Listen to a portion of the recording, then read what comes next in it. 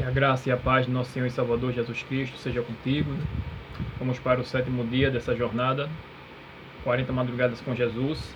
E hoje a gente estudou sobre Deus porá tudo em ordem, a despeito exatamente dos erros das falhas dos líderes. Deus porá tudo em ordem. Ela diz: Deus vai conduzir a nobre nau que transporta seu povo em segurança para o porto. E diz mais: não tem Deus uma igreja viva?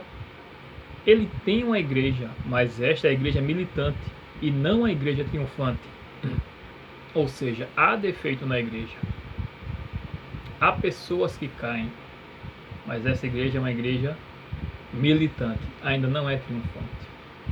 Entristecemos-nos de que haja membros defeituosos, de que haja joio no meio do trigo. Embora existam males na igreja e tenham de existir até o fim do mundo, a igreja destes últimos dias há de ser a luz do mundo poluído e desmoralizado pelo pecado. A igreja débil e defeituosa, precisando ser repreendida, divertida e aconselhada, é o único objeto na terra ao qual Cristo confere sua suprema consideração. E mais, os baluartes de Satanás nunca hão de triunfar. Assim triunfará o povo que guarda os mandamentos do Senhor. Ela diz assim: a vitória acompanhará a terceira mensagem angélica. Como o capitão do exército do Senhor derribou os muros de Jericó, assim triunfará o povo que guarda os mandamentos do Senhor, e serão derrotados todos os elementos oponentes. Foi dito também sobre a distribuição de responsabilidades. Ela diz: o que necessitamos agora é de reorganização. Como diz também que aqui a obra é grande e não há uma mente humana que por si só possa planejar a obra que precisa ser efetuada. Quem sabe hoje a Igreja Adventista, todo o seu sistema, toda a sua instituição também não esteja necessitando de uma reorganização. Pastores que passam muito tempo na visibilidade, como nos programas da TV Novo Tempo, quem sabe não necessita de uma reorganização. A questão, por exemplo, da comportagem, e vários outros departamentos da igreja. Quem sabe não está precisando de uma reorganização. Quem sabe não está precisando trocar a liderança. Deus sabe de todas as coisas e vai guiar o seu povo. É dito também, na época da Assembleia da Associação Geral de 1901, ela diz assim: quem tem andado de um lado para outro nos corredores deste tabernáculo? O Deus dos céus e seus anjos. E eles não vieram até aqui para dilacerar-vos, mas para conceder-vos mentes sãs e tranquilas. Tem estado entre nós para realizar as obras de Deus e deter os poderes das trevas. Quando a gente lê a Bíblia, lá em Apocalipse 1, a partir do verso 9, João tem uma visão do Cristo ressurreto. Ele cai a seus pés, ele o adora. E no verso 18, aliás, no verso 13, no verso 12 e no verso 13 é dito alguns simbolismos, né? João diz assim: voltei-me para ver quem falava comigo, e voltado vi 7 candeeiros de ouro. No meio dos candeeiros, um semelhante a filho de homem, com vestes talares e cingido à altura do peito com uma cinta de ouro. Verso 16: tinha na mão direita 7 estrelas, e da boca saía-lhe uma afiada espada de 2 gumes. O seu rosto brilhava como o sol na sua força. A espada de 2 gumes é a palavra de Deus, né? Que ela vem para ferir o orgulho humano e reduzir o orgulho humano ao pó, mostrar que só Deus é o Senhor. Ela é de 2 gumes porque ela tem promessas, mas também tem repreensões, né? Hoje as pessoas só querem ouvir um lado da palavra e não querem ouvir a repreensão, a disciplina. No verso 20, o Senhor Jesus começa a explicar a João os simbolismos, né, dos candeeiros e das estrelas. Ele diz: quanto ao mistério das 7 estrelas que viste na minha mão direita E aos 7 candeeiros de ouro, as 7 estrelas são os anjos das 7 igrejas, e os 7 candeeiros são as 7 igrejas. Ou seja, quem são os anjos? Quem eram os anjos das 7 igrejas, né? Ou quem são? Exatamente os pastores, porque anjo significa mensageiro, que tanto pode ser um mensageiro espiritual como um mensageiro terreno, um mensageiro humano, né? E o pastor ele ficou incumbido de dar a mensagem, de alimentar o rebanho do Senhor Jesus com o alimento certo. E os candeeiros são as 7 igrejas, e a gente viu no verso 13 que Jesus ele anda pelo meio, né, da sua igreja, e da mesma forma como o Ellen White relatou, e os anjos também estão ali com ele, né, para nos ajudar a nos fortalecer, atuar na nossa mente. Em Apocalipse 2, verso 1 é dito: ao anjo da igreja em Éfeso escreve, ou seja, ao pastor da igreja escreve: estas coisas diz aquele que conserva na mão direita as 7 estrelas, ou seja, a liderança da igreja, os pastores, né? Vamos incluir ancião, diácono, diretor de departamento jovem, diretor de música. Cada um no seu departamento tem uma obra a realizar e sempre tem que estar na mente, tudo que for fazer, realizar as 3 mensagens angélicas. Então ele diz mais, no verso 5: lembra-te, pois, de onde caíste, arrepende-te e volta à prática das primeiras obras. Senão, venho a ti e moverei do seu lugar o teu candeeiro, caso não te arrependas. Ou seja, o Senhor Jesus promete que se ele não arrepender, o Senhor vai removê-lo do seu cargo. Tem as promessas e tem as ameaças. E as ameaças ou repreensões é para salvar o ser humano. O Senhor Jesus diz: eu repreendo e disciplina todos quanto amo. Apocalipse 3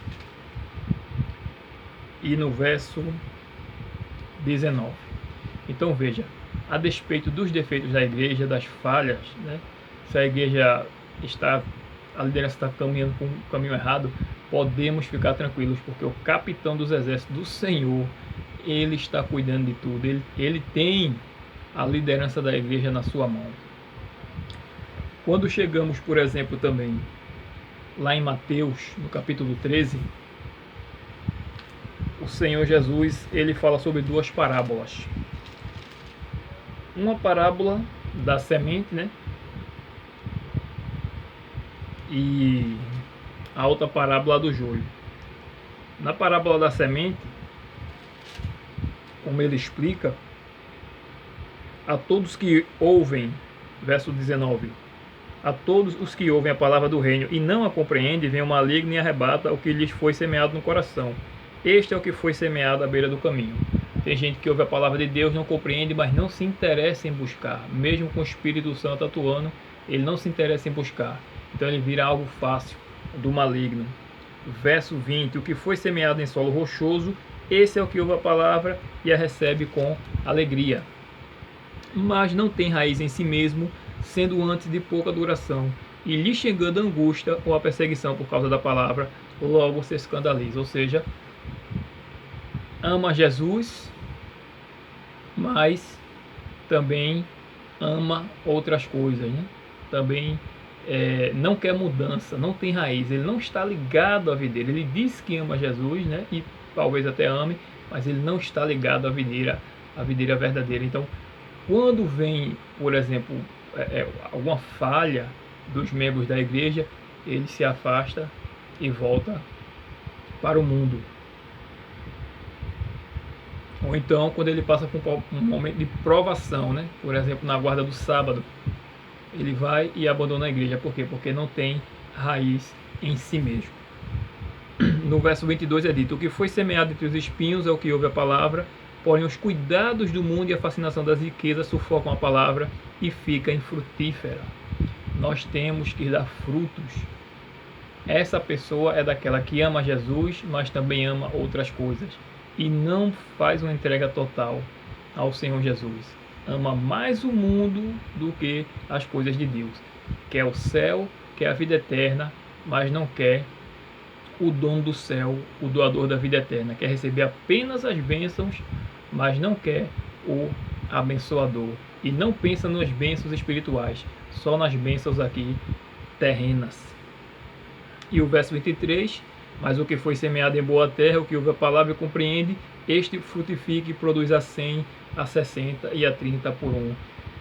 Esse busca realmente na raiz, está ligado à raiz, e esse busca dar frutos no seu viver, no seu caráter. Ele busca a mente, o caráter e a personalidade de Cristo, e ele busca estar sempre envolvido na missão de pregar o Evangelho. Quando chega na parábola do joio, e aqui é um ponto interessante, né? Porque o joio, o Senhor Jesus manda crescer junto com o trigo. Aqui é dito que o joio foi lançado por um inimigo. Um inimigo foi que lançou. Por quê? Porque o povo estava dormindo. O povo de Deus está dormindo, né? E o inimigo vem e lança a semente dele ali dentro. Meta de batismo, por exemplo, pessoas que são batizadas de todo qualquer jeito por causa de número, não por jejum, não por oração, para que Deus mande realmente as pessoas sinceras que queiram se entregar a Ele. Então Satanás pega aquela pessoa não convertida, aquela pessoa que está em outra igreja há 20 anos, 30 anos, 10 anos, mas não é convertida, vive arrumando confusão com todo mundo, brigando com todo mundo. Aí Satanás, olha, vai ter uma conferência, vai lá que tu vai aprender mais da palavra de Deus. E aquela pessoa vai, realmente aprende, mas quando entra na igreja, continua da mesma forma como era ou no mundo, ou como era em outras igrejas, arrumando confusão. E é dito mais. No verso 28, né? Ele, porém, lhe respondeu: o inimigo fez isso. Mas os servos lhe perguntaram: queres que vamos e arranquemos o joio? Não, replicou ele, para que ao separar o joio não arranqueis também com ele o trigo. Deixai-os crescer juntos até a colheita, e no tempo da colheita direi aos ceifeiros: ajuntai primeiro o joio, atai-o em feixes para ser queimado, mas o trigo recolhei-o no meu celeiro. A missão de arrancar o joio não é nossa. A missão de arrancar o joio é dos anjos, como a gente vê, por exemplo, em Apocalipse, no capítulo 14, dos versos 14 ao 20. Essa missão não foi dada a gente. A gente foi dado crescer com o joio para lapidar o nosso caráter, para que nós possamos aprender a conviver com esse tipo de pessoa, para transformar o nosso caráter. E muitas vezes a gente tem que tomar cuidado, porque nós podemos estar sendo joio e não sabemos. Mas outra questão também é que ele deixa o joio para ver se o joio também poderia se tornar trigo, né? Se converter e se arrepender. Tem gente dentro da igreja adventista também que é joio. Em que sentido? Não é convertido, não é de fato um adventista do sétimo dia. Fica bebendo de outras fontes, fica assistindo palestra de Babilônia, fica acompanhando músicas e pregações, né, de Babilônia. Por quê? Porque Deus tem, diz eles, né, um povo em outras as denominações, e é verdade, só que esse povo de outras denominações vão ser julgados pela luz que eles receberam, e você vai ser julgado pela luz que você recebeu. Ou você é adventista do sétimo dia, ou você não é. Porque se Deus manda sair de Babilônia, como é que você vai ficar acompanhando as programações de Babilônia, as coisas que Babilônia coloca, e você ainda querer ser salvo, querer dizer que você é um adventista? Então devemos tomar muito cuidado com isso. Uma coisa é você saber que Deus tem filhos sinceros em todas as denominações religiosas e no mundo, e outra coisa é você continuar bebendo da fonte de Babilônia, usando desculpa para continuar tomando do vinho de Babilônia e ainda se dizer que é um adventista do sétimo dia. A igreja de Deus, defeituosa como está, como nós lemos, é o único instrumento a quem Cristo confere a sua consideração, né? Ele escolheu essa igreja, né, para pregar as verdades, as três mensagens angélicas ao mundo. E eu disse que era o sétimo dia, mas na verdade foi o sexto dia, né, que hoje é dia 6. Amanhã vamos ver que foi reafirmada, né, a confiança na organização da igreja e que nenhuma nova organização, mais uma vez ela bate na tecla de que vai existir. Fique com a paz de Jesus e espero que você cada vez mais busque estar ligado à raiz, à videira verdadeira, para, como a gente viu na palavra, dar fruto, né? E realmente você ter consciência de que você é um adventista do sétimo dia. Você foi escolhido, separado por Deus para pregar as 3 mensagens angélicas, vivendo de forma diferente das outras igrejas e do mundo. Fique com a paz de Jesus. Amém.